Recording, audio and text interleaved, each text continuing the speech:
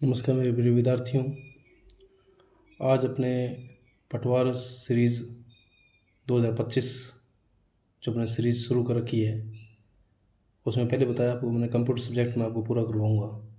और जो भी कंप्यूटर सब्जेक्ट में से जो पहले भर्ती के अंदर जो क्वेश्चन आए हैं वो अपने पूरे सॉल्व करेंगे। एक एक क्वेश्चन आपको क्लियर कराऊँगा मैं, ठीक है। आज उसी सीरीज़ में से आगे का जो नेक्स्ट टॉपिक है वो अपना क्लियर करेंगे, जो आपके सिलेबस में लिख रखा है रैम और रोम के बारे में। तो ये सारे क्या होते हैं, मेमोरी के पार्ट्स होते हैं, ठीक है। मेमोरी के अंदर ही आते हैं, रैम है, रोम है, सेकेंडरी मेमोरी होती है जैसे फ्लॉपी होगी, सीडी होगी, डीवीडी होगी, हार्ड डिस्क होगी आदि। कैच मेमोरी सुनी होगी आपने। तो अपने जो सिलेबस लिख रखा है वो रैम रोम ही लिख रखा है पटवार भर्ती के अंदर, ठीक है। और रैम रोम तो अपने क्लियर करेंगे। उसके अलावा जो अदर भी क्वेश्चन आए हैं वो अपने क्लियर कर लेते हैं इसके अंदर, ठीक है। तो अपना पहला क्वेश्चन देखते हैं कौन सा। देखो इसके अंदर क्वेश्चन लिखा हुआ है, इसके मुख्य भंडारण भी कहा जाता है। इसे मुख्य भंडारण भी कहा जाता है। क्या उत्तर आएगा इसका? उत्तर याद रख लो, मेमोरी। मतलब मुख्य भंडारण भी कहा जाता है, किसको कहा जाता है? मेमोरी को कहा जाता है। देखो मेरे प्रिय विद्यार्थी, जो मैं बोलता हूँ ना, आप जो उसको कमेंट कर दिया करो, या आप रफ रजिस्टर साथ में लेके बैठे और अपने हाथ से लिखते जाएं। जैसे उत्तर बोलते हैं मेमोरी, तो अपने को लिखा करो। जैसे मुख्य भंडारण भी कहा जाता है, तो आप रजिस्टर में मतलब लिखा करो मेमोरी, तो आपको याद हो जाएगा, पक्का याद हो जाएगा। इस तरीके जो मैं बोलता हूँ लिखते जाओ, आप लिख लिख कर याद कर लो, ठीक है। क्योंकि यही क्वेश्चन रिपीट होंगे, अब सामने दिखा रहा हूँ मैं कौन कौन से क्वेश्चन रिपीट हो रहे हैं आपके, ठीक है। नेक्स्ट क्वेश्चन देखो नेक्स्ट क्वेश्चन पर, कैच मेमोरी किन दोनों के बीच कार्य करता है? कैच मेमोरी किन दोनों के बीच कार्य करता है? अब देखो ये क्वेश्चन आप देखो, ध्यान से देखो, एसएससी सीजीएल के अंदर आया था, 2016 में आया था ये क्वेश्चन। 28 अगस्त का एग्जाम हुआ था, और यही क्वेश्चन 24 दिसंबर 2016 को इन्होंने रिपीट कर दिया मैन परीक्षा के अंदर। तो पता चल गया आपको, इस सेंटर के एग्जाम वाला क्वेश्चन पटवारी भर्ती के अंदर क्वेश्चन आ गया वो। इसलिए आपको बता रहा हूँ, जो भी एग्जाम रिव्यू है ना पहले करके जाओ, क्योंकि 50% क्वेश्चन आपके रिपीट होंगे। इसलिए मैं ये आपको जो फ़ायदेमंद होगी सीरीज आपके लिए। तो देखो इसका क्या क्वेश्चन था, कैच मेमोरी किन दोनों के बीच कार्य करता है? तो याद होना चाहिए सीपीयू और रैम। क्या होगा? सीपीयू और रैम। लिखो आप, रेफर रजिस्टर के अंदर लिख के देखो, सीपीयू और रैम लिख लो, ठीक है। देखो नेक्स्ट क्वेश्चन आया था, जानकारी की सामग्री किस में जमा हो जाती है? जानकारी की सामग्री जो होती है किस में जमा हो जाती है, ठीक है। तो इसका उत्तर आएगा मेमोरी। ये ना डेटा नहीं, डाटा रजिस्टर है ये, memory data register. Memory data register के अंदर ये जमा हो जाती है, ठीक है। नेक्स्ट क्वेश्चन है, इसे निर्माण के समय पर प्रोग्राम किया जाता है, ये मेमोरी है। मतलब इसे निर्माण के समय पर प्रोग्राम किया जाता है, ये मेमोरी है। उत्तर आएगा रोम। क्या आएगा? रोम। देखो नेक्स्ट क्वेश्चन देखो अब, वह कौन सी मेमोरी है जिसे प्रति सेकंड कई बार फ्रेश किया जाता है? वह कौन सी मेमोरी है जिसे प्रति सेकंड कई बार फ्रेश किया जाता है? फ्रेश किया तो ये रिफ्रेश किया जाता है, मतलब इसका उत्तर आएगा डायनेमिक रैम। कौन सी होती है? Dynamic RAM. देखो नेक्स्ट क्वेश्चन है, सीडी रोम किसे प्रदर्शित करता है?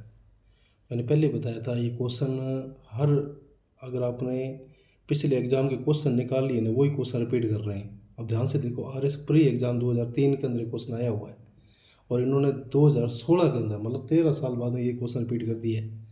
तो पटवारी मुख्य परीक्षा 24 दिसंबर 2016 के अंदर क्वेश्चन आ गए, रिपीट हो गए। क्या पूछा? सीडी रोम किसे प्रदर्शित करता है? तो फुल फॉर्म पूछिए आपसे। मैंने बताया फुल फॉर्म तो आएगी आपकी। तो याद रखो, कॉम्पैक्ट डिस्क, सी का बन जाएगा कॉम्पैक्ट, डी का हो जाएगा डिस्क, रोम का मतलब read only memory. Read only memory मतलब compact disc, read only memory आ जाएगा। 2 नंबर उत्तर है इसका। देखो नेक्स्ट क्वेश्चन है, हार्ड डिस्क के दोनों पक्ष किससे लेपित होते हैं? हार्ड डिस्क के दोनों पक्ष किससे लेपित होते हैं? तो याद रखना, उत्तर आएगा चुंबकीय धातु ऑक्साइड। लिखो रफ रजिस्टर के अंदर, लिखो चुंबकीय धातु ऑक्साइड, ठीक है। नेक्स्ट क्वेश्चन देखो आप, निम्नलिखित भंडारण युक्ति में से किस में डेटा की सबसे बड़ी राशि स्टोर कर सकते हैं? निम्नलिखित भंडारण युक्ति में से किसमें डेटा की सबसे बड़ी राशि स्टोर कर सकते हैं? तो इसका उत्तर आएगा हार्ड डिस्क। क्या आएगा? हार्ड डिस्क के अंदर।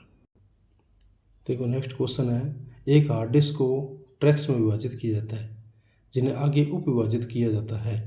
तो क्या उत्तर आएगा इसका? सेक्टरों में। किस में विभाजित करते हैं? सेक्टरों में। एक हार्ड डिस्क को ट्रैक्स में विभाजित किया जाता है जिन्हें आगे उप विभाजित किया जाता है। किसमें? सेक्टरों में। नेक्स्ट क्वेश्चन आया था, रैम के लिए इनमें से क्या सत्य नहीं है? पहला ऑप्शन दिया था आपके, रैम में भंडारित सूचना चली जाती है जब आप कंप्यूटर बंद कर देते हैं। ये बात बिल्कुल सही है। जब आप कंप्यूटर ऑन होता है तो अभी रैम में डाटा रहता है, जो कंप्यूटर ऑफ करते ही डाटा ये अपने आप ये ख़त्म हो जाता है। तो पहली बात तो बिल्कुल सही है। दूसरी, रैम एक अस्थायी भंडारण क्षेत्र है, क्योंकि पता है स्थायी डाटा नहीं रहता, जैसे बंद करते हैं अपना डाटा ख़त्म हो जाता है। तो ये भी बात सही है। रैम हरासी है, हरासी समझ गए आप? ठीक है, हरासी है, ये भी सही है। अब उसका उत्तर आएगा 3 नंबर, रैम हार्ड डिस्क भंडारण के समान ही है। तो ये गलत है, रैम हार्ड डिस्क भंडारण के समान ही है, ये गलत है। नेक्स्ट क्वेश्चन देखो, एक मैग्नेटिक डिस्क के लिए निम्न में से कौन सा सत्य नहीं है? एक मैग्नेटिक डिस्क के लिए निम्न में से कौन सा सत्य नहीं है? तो इसका पहला ऑप्शन देखो, मैग्नेटिक डिस्क का एक्सेस टाइम मैग्नेट टैप की तुलना में बहुत कम है। ठीक है, मैग्नेटिक डिस्क का एक्सेस टाइम मैग्नेटिक टैप की तुलना में बहुत कम है। जिसका एक्सेस टाइम जो है बहुत कम है, ये बात बिल्कुल सही है। ये मैग्नेट टैप की अपेक्षा महंगी है, ये भी सही है। और ये गलत है, ये भंडारित डेटा पर केवल अनुक्रमिक एक्सेस देता है। ये भंडारित डेटा पर केवल अनुक्रमिक एक्सेस देता है, ये बात गलत है। नेक्स्ट क्वेश्चन देखो, डिस्केट की तुलना में हार्ड डिस्क अधिक महंगी होती है। डिस्केट की तुलना में हार्ड डिस्क अधिक महंगी होती है, ये सही है। नेक्स्ट क्वेश्चन, रैम कहाँ पर स्थित होती है? ये तो सभी को पता है, मदरबोर्ड पर होती है। किस पर होती है? मदरबोर्ड पर होती है। रैम कहाँ पर स्थित होती है? मदरबोर्ड पर। नेक्स्ट क्वेश्चन देखो, निम्न में से कौन सा ठोस अवस्था स्टोरेज डिवाइस का एक उदाहरण नहीं है? कौन सा ठोस अवस्था स्टोरेज डिवाइस का एक उदाहरण नहीं है? तो देखो, मेमोरी कार्ड है, ये ठोस अवस्था में आता है। यूएसबी फ्लैश ड्राइव, ये भी इसमें आता है। डीवीडी रोम नहीं आता, डीवीडी रोम इसके अंदर नहीं आता। नेक्स्ट क्वेश्चन देखो, गतिक रैम में भंडारित सूचना को डैश करना जरूरी है।